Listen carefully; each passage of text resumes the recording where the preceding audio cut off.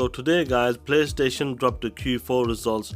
The PS5 lifetime sales so far is over 19 million. Some impressive numbers during the pandemic, guys. Remember, during the pandemic as well. This is impressive numbers. I gotta give it to it. But some interesting news came out of this as well, and it got some fanboys really upset. So let's talk about it, guys. Hit that like button. Now, guys, if you remember, Jim Ryan had this interview and he had this to say: "I would also like to see a world where the games that we make at PlayStation can be enjoyed by many tens of millions of people, perhaps hundreds of millions of people.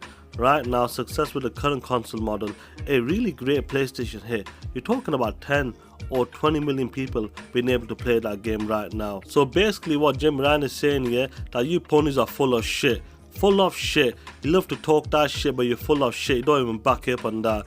That's why he's expanding. He's talked about expanding, not the 10s, not the 20s. You pieces of shits weren't enough, and that's why he's taking it a step further, because you guys aren't enough.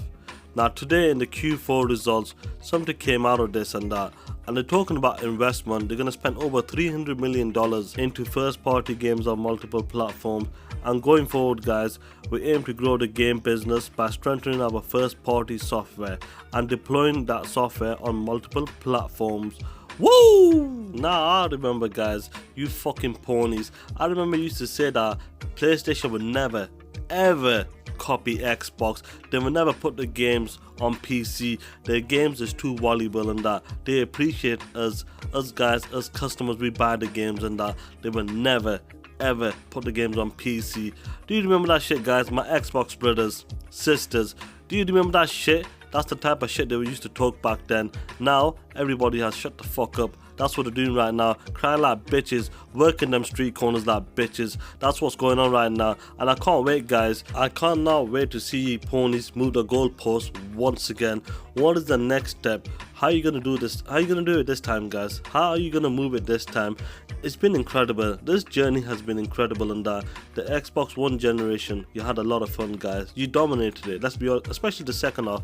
You had great games and that. You did a great job on that. But coming into this generation, a new gen, fresh start and that, Xbox is doing very well right now. PlayStation is doing well right now. But it seems that why is PlayStation? You guys said never in a million years. PlayStation will stick to the old ways, which works. Keep the games on PlayStation, keep them exclusive, make the box valuable. That's what PlayStation is gonna do. But seeing the future of, look, Jim Ryan's a businessman. Seeing his future, the future of gaming, the future of this world as well, guys. You guys, even like guys like Colin Moriarty as well from Sacred Symbols, all these big ponies, even the small ponies. When I talk about these ponies, I'm talking about these fucking podcasters as well. That's who I'm talking about. I'm referring to these pieces of shit. These guys think it's still 20 years ago. They still think that. Even 10 years ago was a big difference. But right now the game is changing. And to see what PlayStation is doing right now, I feel like that is perfect for PlayStation as a company. As Sony needs to make money.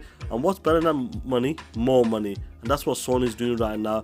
The fanboy is gonna hate it. You'll get over it and that. But the problem is, guys, you will always keep moving the goalposts, and that's one thing I will always see. I always see on Twitter, even on your dog shit podcast as well.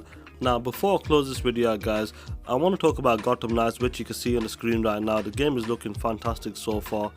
And one thing I want to talk about, whenever there's a certain game maybe competing with the PlayStation games, why do these PlayStation dudes come and always have to compare it to something, to one of their games as well? For example, as you can see on the screen, this dude named King J. I'll give Gotham Knights devs until launch to get the animations and the impact of the combat straightened out before I completely judge by the standards that has been set, which is shown in the Spider-Man games.